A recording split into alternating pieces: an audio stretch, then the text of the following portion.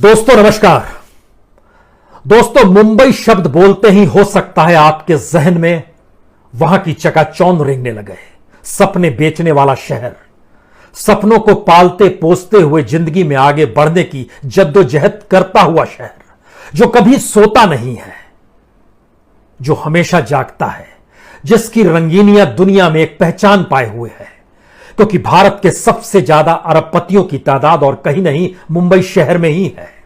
मुंबई एक ऐसा शहर है जो भारत की अर्थव्यवस्था में सबसे ज्यादा योगदान देता है। इतना योगदान कि देश के कई राज्य भी उतना योगदान नहीं दे पाते हैं। इस शहर के भीतर झांकिएगा तो यहां पर वर्ल्ड ट्रेड सेंटर का दफ्तर भी मिलेगा और दुनिया के टॉप मोस्ट 500 फॉर्च्यून कंपनियों के दफ्तर भी यहीं पर मौजूद है। भारत के वित्तीय संस्थानों में टॉप मोस्ट कतार को अगर आप छूइएगा, चाहे उसमें रिजर्व बैंक इंडिया हो, स्टेट बैंक ऑफ इंडिया हो, रिलायंस का दफ्तर हो, LIC का दफ्तर हो, टाटा का दफ्तर हो, लॉर्सन एंड टूब्रो का दफ्तर हो, गोदरेज हो, हर के हेडक्वार्टर्स यहां पर बिखरे पड़े हैं। यह एक ऐसा शहर है जिस शहर की जमीन पर अगर आपके पांव जम गए तो फिर 6 बाय 8 का कमरा भी आपके लिए एक सुकून देता है। लेकिन मुंबई शहर आज वो शहर नहीं है। यह एक ऐसा शहर है जिस शहर की पहचान शायद जिन शब्दों का हमने इससे पहले मुंबई शहर को लेकर इस्तेमाल किया, शायद दिल्ली के रायसीना हिल्स की लाल दीवारों के भीतर वही आवाज सुनाई देती होगी। दिल्ली के लोटियंस दिल्ली में नेताओं के और बंगले और मंत्रियों के बंगले जो हैं, वहां का सन्नाटा दरअसल मुंबई को अभी भी चकाचौंध के तौर पर देखता होगा। शायद इसीलिए दिल्ली से जब ऐलान होता है तो लगता है कोई राजा ऐलान कर रहा है, उसकी अपनी मुनादी है। और इसीलिए वह दर्द, वह त्रासदी उभर कर आ नहीं पाती है जो लॉकडाउन के दौर में प्रवासी मजदूरों की है। सवाल समूचे देश का है, लेकिन हमें लगता है कि आज आप समझने की कोशिश कीजिए मुंबई का मतलब क्या है, महाराष्ट्र का मतलब क्या है, और उसके जरिए इस समूचे देश की परिस्थितियों को आकलन खुद कर लीजिएगा। और हम क्यों ये बार बार सोच रहे हैं, क्या यह देश एक अंधेरी गुफा की तरफ बढ़ता चला जा रहा है? एक ऐसी गुफा जिसमें उजाला नहीं है, या फिर उजाला कैसे हो इसकी समझ नहीं है मौजूदा वक्त में। ना इकोनॉमिस्ट ऐसे हैं, ना अपने तौर पर उस दृष्टि को समझने बूझने वाले लोग हैं जो समझ पाए कि लॉकडाउन का मतलब खाली पेट पर गमछा बांधना नहीं होता है।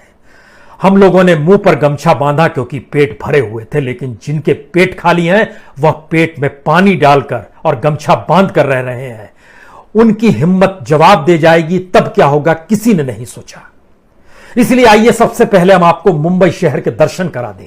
और शायद यह दर्शन दिल्ली के रायसीना हिल्स की लाल दीवारों के भीतर सुनाई नहीं देता होगा, क्योंकि इस देश के ब्यूरोक्रेट्स हों या फिर कैबिनेट मंत्री, हर कोई अपने तौर पर सिर्फ पॉजिटिव ही बतलाना चाहता है और बताता है कि देश में सब कुछ ठीक चल रहा है। और उन दीवारों के बीच से गूंजती आवाज में यही नजर आता है, सब कुछ तो ठीक है। अगर ठीक है तो आज जरा इस शहर को घूम लीजिए, क्योंकि मुंबई की पहचान फैक्ट्री और कारखानों के तौर पर एक लंबी कतार है। मुंबई के साथ पूर्वी और पश्चिमी उपनगर को अगर जोड़ दीजिएगा तो तकरीबन 34,140 उद्योग कारखाने यहां पर चलते हैं।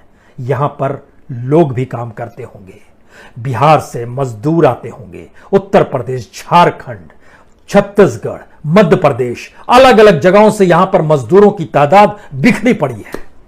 जो आज बांद्रा में निकल कर आए, कहा गया साजिश है। कोई यह समझने को नहीं तैयार था कि वह शहर के बांद्रा में जब निकल कर आया तो उस बांद्रा में उसको जहां पर एक भी भोजन का पैकेट मिल रहा था वह उसको किसी तरीके से उठाकर भाग रहा था। भूख थी, दर्द था, वही पेट में रोटी नहीं है, पानी पी पी के कितने दिन गुजारा करना है, और हाथ में चवन्नी तक नहीं है। यह स्थिति क्यों है? तो एक ऐसा शहर जिसमें 34,140 फैक्ट्रियां हैं, उद्योग हैं, छोटी इंडस्ट्री है। इसमें पश्चिमी उपनगर में तकरीबन 14,127 कारखाने चलते हैं। इसमें अंधेरी का इलाका आता है, मलाड का इलाका आता है, कांदेवली का इलाका आता है, जो गोरेगांव का इलाका है जहां पर कहते हैं बॉलीवुड की शूटिंग होती है। यही पहचान है आपकी। गोरेगांव के भीतर में 5,039 छोटी इंडस्ट्रियां हैं। मजदूर तो काम करते होंगे।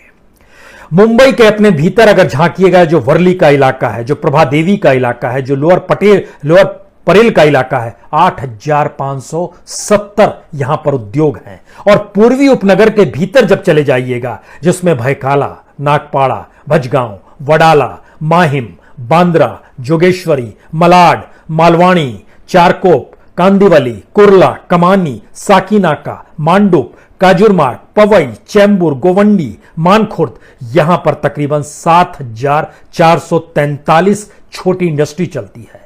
इलाके वाइज भी जानना चाहिए तो जरा समझने की कोशिश कीजिए। सिर्फ भयकाला, नागपाड़ा, भजगांव में लगभग 2,000 छोटी इंडस्ट्रियां चलती है। वर्ली के भीतर, प्रभादेवी के भीतर और लोअर परेल के भीतर में अगर झांकिएगा तो तकरीबन हर जगह पर लगभग 1,500 से 2,500 के बीच में छोटी इंडस्ट्री है। इतनी बड़ी तादाद में इंडस्ट्रियों के भीतर का सच यह है कि इसके कारखानों के मालिक को समझ नहीं आ पा रहा है, जो भी उनकी